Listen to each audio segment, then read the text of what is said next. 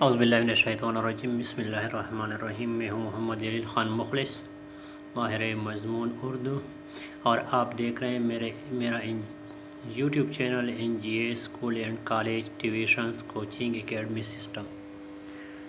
جس طرح میں نے آپ سے وعدہ کیا تھا کہ انشاءاللہ اس کے بعد علامہ اقبال کے نظموں، اس کے غزلوں کی تشریح کا سلسلہ شروع کرنے جا رہا ہوں، تو اسی سلسلے میں انشاءاللہ ہم نظم شکوہ سے آغاز کرنے والے ہیں۔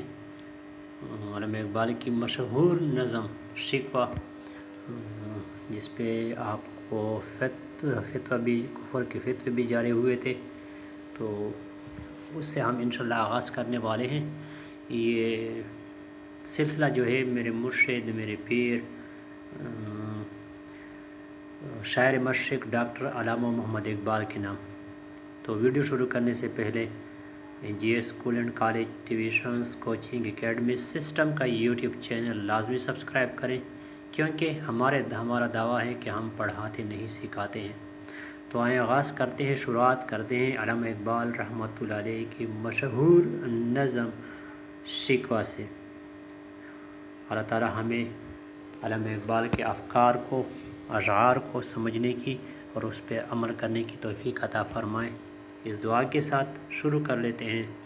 کیوں ضیاءکار بنوں سود فراموش رہوں، فکر فردا نہ کروں محو غم دوش رہوں، نالے بلبل کے سنوں اور ہماتن گوش رہوں، ہم نوا میں بھی کوئی گل ہوں کہ خاموش رہوں۔ کیوں ضیاءکار بنوں سود فراموش رہوں، فکر فردا نہ کروں محو غم دوش رہوں، نالے بلبل کے سنوں اور ہماتن گوش رہوں، ہم نوا میں بھی کوئی گل ہوں کہ خاموش رہوں۔ نظم شکوہ کے ان اشعار میں تو مفہوم ہے، اس کی تشریح ہے، علامہ اقبال کی سوچ تک ہم نہیں پہنچ سکتے، لیکن وہ ان اشعار میں یا نظم شکوہ کے ان اشعار میں علامہ اقبال مکالمہ تو رب ذوالجلال سے کرتے ہیں، لیکن ان کا لہجہ معمول سے بھی زیادہ تند و تیز ہے۔ شکوہ ہی وہ نظم ہے جس کے حوالے سے علامہ اقبال پر کفر کے فتوے بھی عائد کیے گئے، اور 20ویں صدی کے آغاز میں اس کی اشاعت پر بھی خاصی لے دے ہوئی، لے دی یعنی پابندی کی باتیں ہوئی کہ اس پہ پابندی لگا دی جائے، اس کو ہٹا دیا جائے، اس کو نشر نہ کیا جائے، اس کو نہ پڑھا جائے، یہاں تک کہ انہیں اپنے دفاع میں جواب شکوہ جیسی نظم لکھنا پڑی۔ تو شکوہ پہ جب لوگوں کا، علماء کا، عوام کا، خواص کا اعتراض بڑھنے لگا، تو اس نے، علامہ اقبال نے، بجائے اپنی صفائی پیش کرنے کے لیے جواب شکوہ لکھ ڈالی۔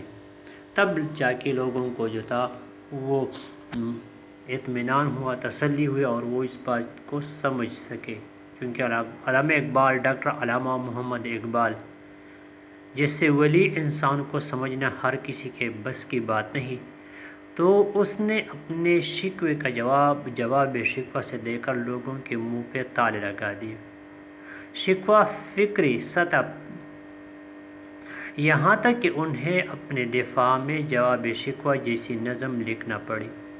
شکوہ فکری سطح پر ہی نہیں، تکنیکی بنیاد پر بھی ایک بلند پایہ نظم ہے، یعنی افکار کے لحاظ سے اگر ہم دیکھ لیں تو اس کا تو جو ہے نا وہ جو ہے مثال یا نظیر ملنا مشکل ہے، لیکن تکنیکی اعتبار سے جو اردو ادب ہے، اردو ادب کے لحاظ سے بھی اس کا پایہ ملنا جو ہے وہ مشکل ہی نہیں، ناممکن ہے۔ نظم کا آغاز خاص سے تند و تیز لہجے میں کرتے ہوئے علامہ اقبال رحمۃ اللہ کہتے ہیں کہ مجھے کیا ضرورت پڑی ہے کہ زندگی میں نقصان اٹھاؤں، کیوں ضیاءکار بنوں سود فراموش رہوں، نقصان اٹھاؤں اور فوائد حاصل نہ کروں، فکر فردا نہ کروں، محو غم دوش رہوں۔ یہ بھی بے معنی بات ہے کہ عصر موجود کی فکر میں تو گلتا رہوں اور مستقبل کی طرف دھیان نہ دوں۔ کیا یہ مضحکہ خیز امر نہیں ہے کہ بلبل کی نالہ و فریاد تک ہی خود کو محدود رکھوں؟ کیا میں کوئی پھول ہوں کہ خاموش تماشائی بنا رہوں؟ تو اپنے ناقص علم، ناقص عقل، ناقص دماغ کی سطح پر جو میں نے علامہ اقبال کے نظم کی یہاں اشعار کی جو تشریح یہاں پہ بیان کی ہے، امید ہے انشاءاللہ یہ تشریح، یہ مفہوم آپ کی سمجھ میں آ چکا ہوگا۔ آپ نے اس سے بہت کچھ سیکھا ہوگا، کیونکہ ایک مشہور نظم ہے، دل کو چھون لینے والی نظم ہے۔ تو اس سلسلے کی باقی مزید ویڈیو انشاءاللہ جلدی آپ کی خدمت میں پیش کروں گا۔